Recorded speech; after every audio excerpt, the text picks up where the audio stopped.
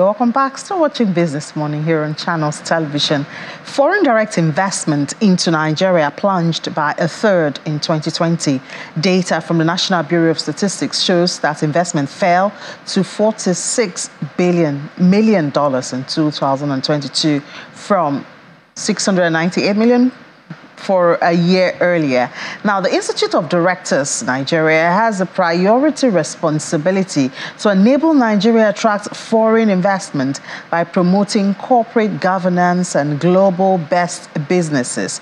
How does the Institute think this should be handled at a time when the country seems to be bleeding when it comes to foreign direct investment? We have the Director General and Chief Executive Officer of Institute of Directors, Mr. Dele Alimi, join us in the studio now. Mr. Alimi, thank you so much for your time. Good morning. Thank you. Good morning. Thanks for having me. Good to have you. These are not very good times when we talk about investments in the country. Yeah. And your institute believes we can do it through corporate governance. Please do explain to us how we can do that. Thank you very much. What this means is really we've come to a world now that there is no Nigerian way of doing it. People expect the same practice, the same system as far as business is concerned, anywhere you go in the world.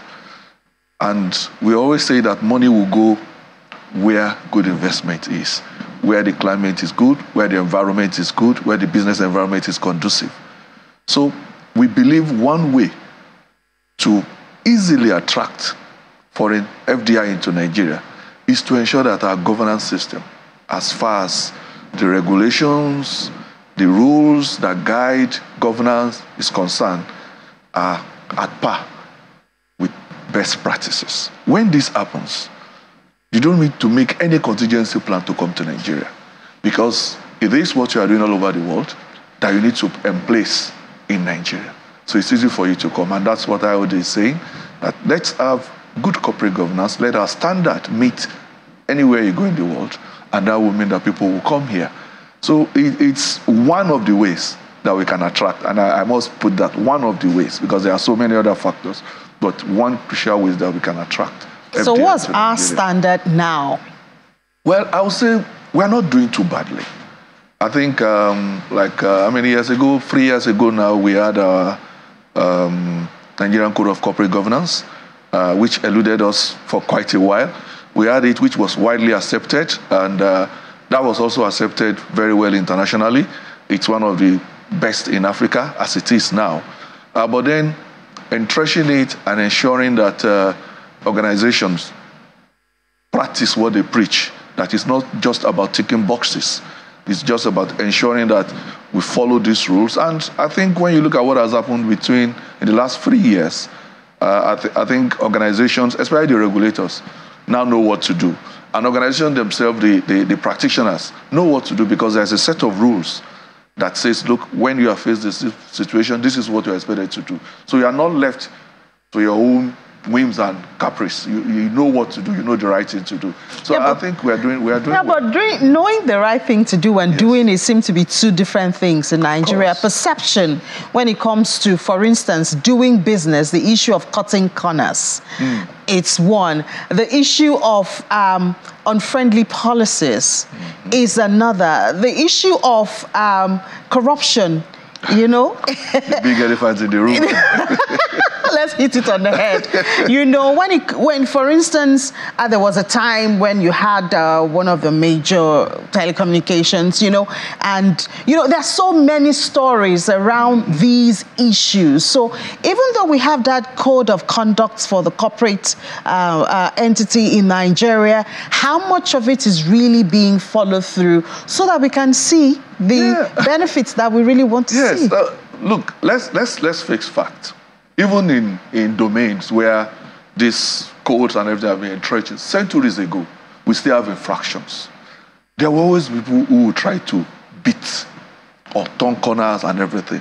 The most important thing is our ability to quickly check them and to bring them to book. That will serve as deterrent to others. And I think this is what has happened in the last few years. Yes, we are not perfect yet, but the truth of the matter is that now we are knowing about these infractions. Before, we never knew until everything goes down. We all know what happened, especially in a particular sector some years ago. There was quite a lot of losses for investors and even for some people who had money in financial institutions. But if you see the way it's been managed now, we nip it in the bud before it becomes a disaster. And that, I think, is kudos to the regulator. So I think we are going to get there gradually. Well, should we be there now? Yes, we should.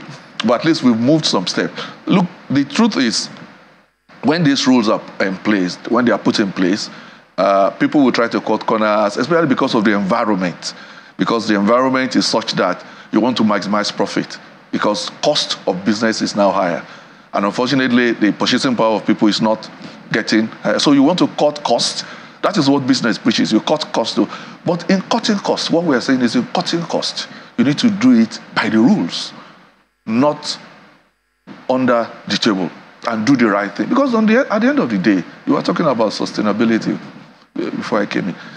That is what sustains the organization. Because sometimes a lot of things happen, but it is your ability to stick to the regulations, stick to the rules, that sustains the organization. So I think for me, it is not as bad as we think it is. Okay. It is not as good as we want it to be, but it's not as bad as we think it is. So I guess that puts a lot of burden on the regulators. Because, I mean, as you said, a business person would always want to cut costs. Even there are legal ways to evade tax, and, you know. Yeah. So it is a duty of the regulator to ensure that businesses actually follow through. I know we've talked a whole lot about standards organization of Nigeria, for instance, and you know it doesn't seem like they're sitting on the matters that they're supposed to be. You are right, but the regulators also need help, and the help they need is the law. The law setting them up as institutions, and then don't forget, even when they do this thing, there is also the issue of prosecution. Somebody must prosecute. Most of the time, it is not the regulator that prosecutes. So the law must be empowered. The law must be big enough. For example, some organizations even find it easier to pay the fine, break the rule and pay the fine because it's cheaper at the end of the day. So those are the things we must look into to make sure that it is not cheaper to break the rule.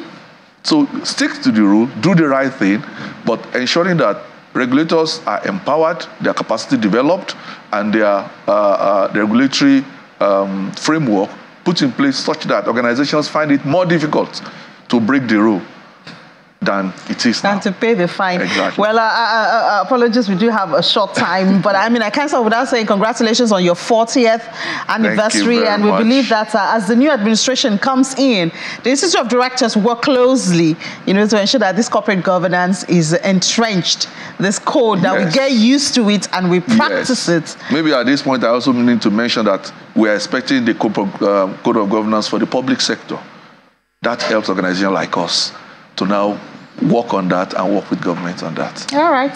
We'll hold you to that. Thank you so much, Mr. Dele Alumi, Director General of Institute of Directors of Nigeria. Thank you for your time. Thank you very much. Thank you. All right.